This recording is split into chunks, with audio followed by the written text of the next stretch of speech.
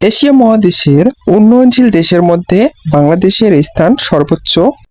একটি দেশ গঠন করতে হলে নানা রকম বাহিনী থেকে শুরু করে সরকার প্রধান পর্যন্ত বিভিন্ন পদক্ষেপ গ্রহণ করতে হয়। এক্ষেত্রে কিন্তু বাংলাদেশ কোনো অংশেই কম নয়। বাংলাদেশ যে হারে আধুনিকায়ন হচ্ছে বিশ্বের দেশগুলোর সাথে তুলনা করলে সেক্ষেত্রে বাংলাদেশ কিন্তু বিশ্বে মানচিত্রে বিশেষ একটি স্থান দখল করে রেখেছে। যুদ্ধ সরঞ্জাম, সাবমেরিন, ড্রোন থেকে শুরু করে আরো অন্যান্য আধুনিক প্রযুক্তি এখন কিন্তু বাংলাদেশ অনায়াসে ব্যবহার করতে পারতেছে।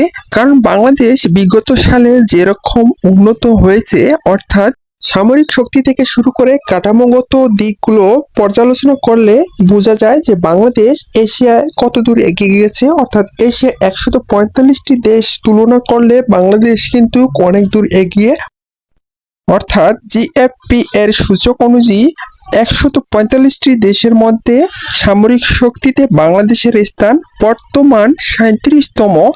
তারেক জিয়া সরকারের আমলে 2026 সালে বাংলাদেশ যে সামরিক শক্তি প্রদর্শন করেছে, এক্ষেত্রে কিন্তু বলা বাহুল্য যে বাংলাদেশ যে স্থানে বর্তমান রয়েছে, অর্থাৎ 37তম স্থানে যে রয়েছে, এই 37তম স্থান পার করে এখন বাংলাদেশ আরো আগে যেতে পারে। অর্থাৎ 37তম থেকে বাংলাদেশ 30-এর মধ্যেই থাকতে পারে সামরিক শক্তিতে। এটা কিন্তু পরবর্তী সূচকে বোঝা যাবে যে বাংলাদেশ সামরিক শক্তি আরো কত উন্নত হয়েছে এবং বাংলাদেশ কততম স্থান পেল।